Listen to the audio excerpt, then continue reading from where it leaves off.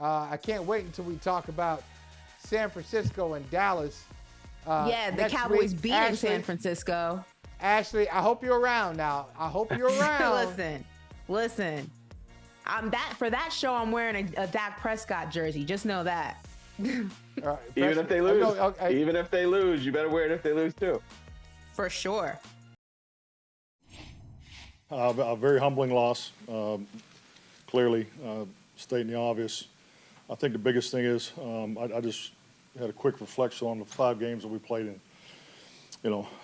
It's been a wide range of performance, as wide as a range that I could ever recall in a 5-week period. So, thank you. The biggest thing is for, us to be accountable. It was clearly humbling, but it is one game.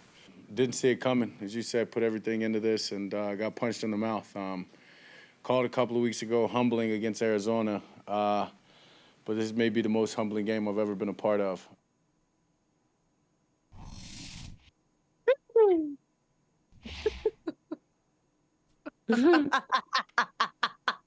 I just already know it's gonna be. Oh, you know what though, Ashley? Let me start by saying this. I'm not gonna say a whole lot because I'm a Broncos fan, so I'm gonna let Holly do most of the talking here. Because if there's anybody more down bad than the Cowboys fans, it's me right here. Ashley. Well, listen. First and foremost, Michael, listen. I am a woman of my word, so I will put on. Here we go. My QB1 with pride. There we Dak, go. You're still my quarterback, Dak. Oh, look at her. So here we go. We're here. She's a woman of her word. Ashley. A woman of her word. And she's so fashionable. Here. She's so fashionable. Like I think this is the best I've seen the Cowboys look all season. I mean, I'll give you a compliment. This looks great. This looks great. And I just, Ashley, I wish they could play up to this level. They look the, you look the part. It looks good. And like, if you didn't know anything about football, you see Ashley Nicole Moss joining us, and she's got the Dak Prescott jersey on. You'd be like, listen, if that's what it is, okay, Dak's my guy too. That's a good look. And then he goes out and he does what he does. How do you explain it, Coach? I'm serious, because I thought the game, I didn't think they'd win. I thought it'd be a great game. I thought it'd be competitive, for sure. It was not competitive. It was not a great game.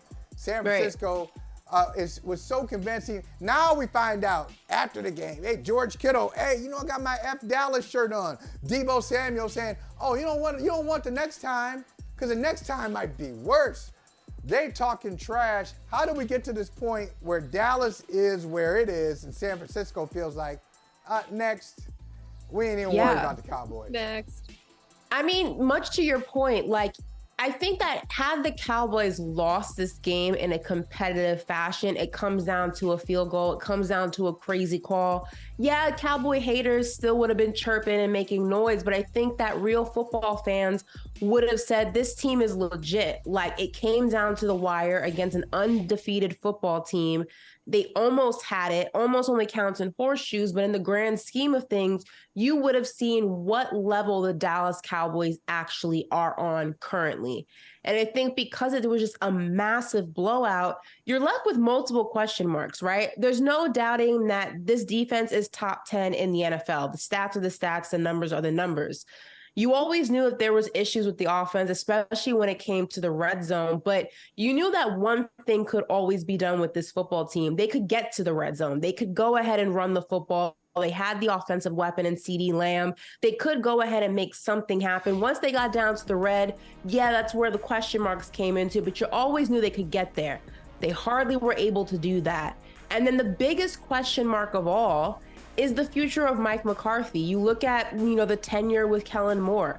The play calling became stale. It became stagnant. It became predictable. Although the Cowboys under Kellen Moore were better offensively, the play calling became predictable. Mike McCarthy took things over. He was supposed to go ahead and put life into this, and it's more of the same. And it starts to make people wonder, myself included, something has to give. Now, look, the season's a long season. We're only week 5, now going into week 6. It's not the end of the Dallas Cowboys as people would like to think. This is still a good football team. Just how good, we find out in the next 3 weeks. You got the Chargers, the Rams, and then the Philadelphia Eagles. We find out what the Dallas Cowboys are really made of in these next 3 weeks. Do we find out in the next 3 weeks, Liv, or do we find out on Sunday night? Because even if they win those in the next three, isn't there still that nagging thing in the back of your mind? Yeah, this looks good, but how about San Francisco? Is it that we're at that point where they can't really prove anything until they get over the San Francisco mountain? What do you think, Liv? To be honest with you, I would still take the Cowboys over the Eagles right now. I know they got embarrassed. I know like it was not a good performance. Here's the thing. It's so interesting because I have a top 10 list right now following week 5. And obviously the Eagles, because they continue to win, are high on my list. But every time I put them up there, I'm like, it just doesn't feel right. They're winning very ugly football games, which obviously Eagles fans, I'm sure, will say they're going to be battle tested. You know, they've come, but against who? The Commanders?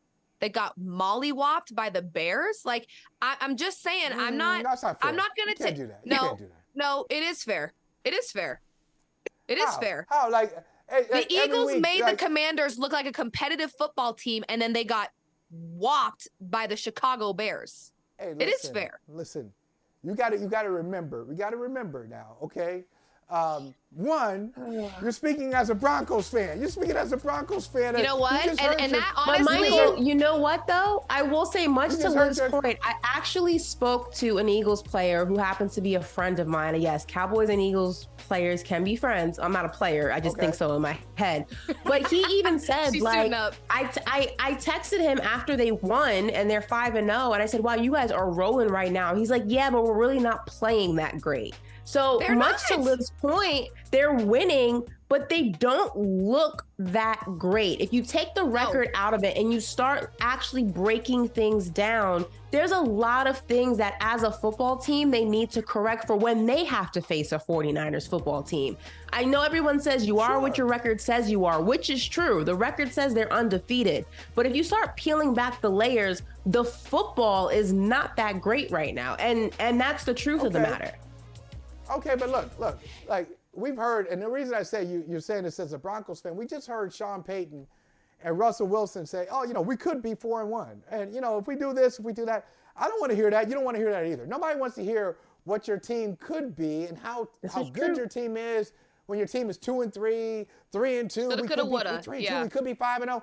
Look, I think good teams are capable of winning ugly games. Good teams win games when they're not playing great, because Kansas City is right in the same conversation. I don't think Kansas City, you know, there were some games where they really stomped on. They stomped on Chicago, but they're 4-1, and they're just kind of like figuring out. But they know how to win. That's why I roll with those teams. Like, that doesn't mean that just because you don't blow people out, I don't believe in you. I believe in you when you win those ugly games. So I'm just looking for any excuse. Liv and Ashley, I'm looking for any excuse. I am anointing anybody in Liv moods, anybody from 2 to 10. If somebody can beat San Francisco, I'm rolling with them because I'm tired of them. I'm tired of the Niners. He's sick and tired. Honestly, let me say this. Right now, the Eagles are above the Cowboys for me right now in this moment. But if I'm looking from a longevity perspective, I think I would still, I have not given up on the Cowboys, and I'm not writing them off right now for any particular reason after watching that 49ers game, because I do think there is an exceptional amount of talent, both offensively and defensively, with this team. And sometimes you just need to get smacked in the mouth to figure it out, which is exactly what Dak Prescott alluded to. So I'm not giving up on the Cowboys by any means, but there's nothing that I've watched with the Eagles right now that would make me think or trust them down the road from a championship perspective. I'm not there with the Eagles. What do you like? This is a point. Hey, let me ask you this: do you guys need to see last year? Is that what it is? Are we comparing the Eagles to last year where there were some moments where no one really could touch them? You had the brotherly shove, they call it, that little play that was unstoppable. And then Jalen still have it. Jalen throwing. You got Brown, you got Smith, you got all these parts, and it's just flowing seamlessly.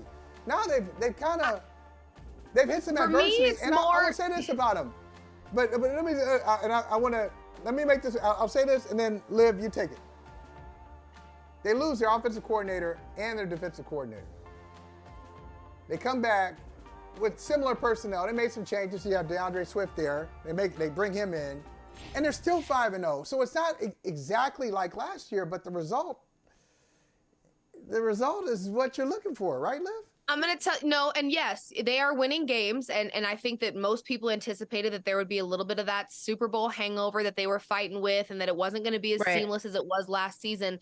I don't think I'm going based off of necessarily what I'm seeing with the Eagles alone, but also what I'm seeing from everybody else. There's a different level of competitive nature with teams right now, where it's not just this cut and dry, these 5 teams are above the rest by a mile. Outside of the 49ers, to me, everything's relatively competitive with everybody else. I think the 49ers kind of solidified that they are the best team in the NFL. Right. And it's by a good amount. But to me, again, you've got all these competitive games with the Eagles in their first 5 weeks, that it just shows to me that there's a lot of talent and a lot of competitive energy coming from teams that we normally wouldn't think about.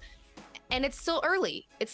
I know they are 5-0, but we're going to start seeing some of these teams haven't clicked yet, and they're still able to be competitive and hang with the Philadelphia Eagles. So I think it's more of a reflection for me on just how much talent. The talent feels more dispersed this year. It's not just clustered on one team or another. It just feels like a more competitive league all around right now.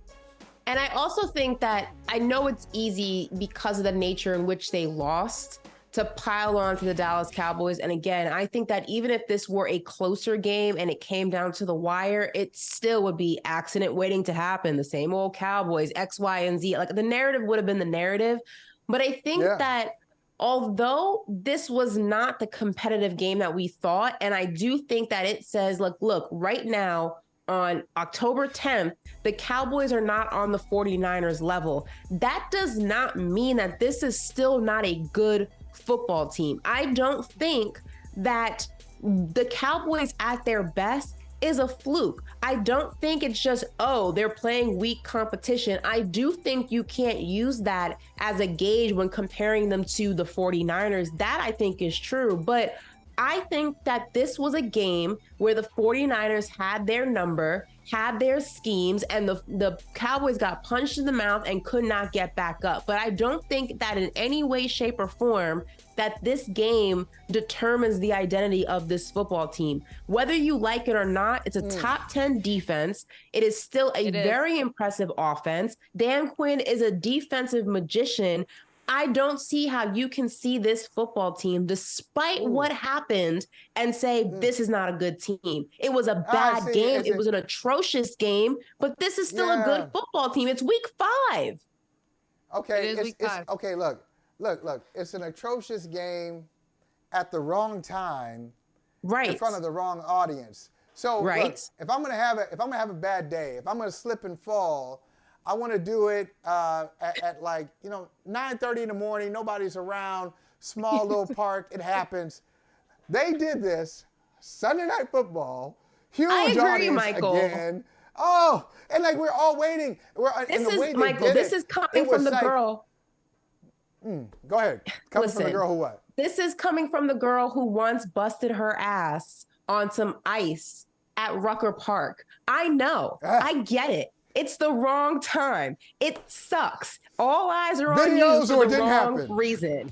But I'd rather them lose like this in week 5 than lose like this 5 weeks from now. I honestly think it's not ideal. It was a primetime game. They already lost a pretty ugly one to the Cardinals, which a lot of people were very disappointed about.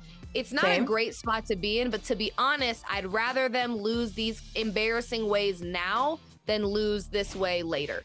So which is why it's just too early Michael, which is why I said you find out who this team is in the next 3 weeks. You had that abysmal, just wacky game against the Arizona Cardinals that they should have won, but they didn't. You have this blowout loss against the 49ers on Sunday Night Football prime time. Week 6, you got, again, Chargers, Rams, Eagles after the bye. You find out what kind of football team. Is this a football team that gets punched in the mouth and then you see what they're actually made of in following games? Or are they going to allow this loss to define them and set the tone for the rest of their season?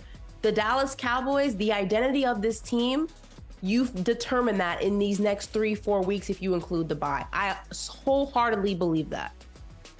Next time we have you on, I want the details of falling on your ass at Rucker Park. I want the video too. But but before we get, here's the last thing. Because I know you guys. Video it didn't happen. Somebody's got to. It didn't happen. Somebody out there has a video, and we'll get it. And we are going to get it. Hey, thank you for watching Brother from Another. If you haven't hit that subscribe button, go ahead and do that now. Don't forget, you can catch us 3 to 4 weekdays on PeacockTV.com and on Sirius XM Channel 85.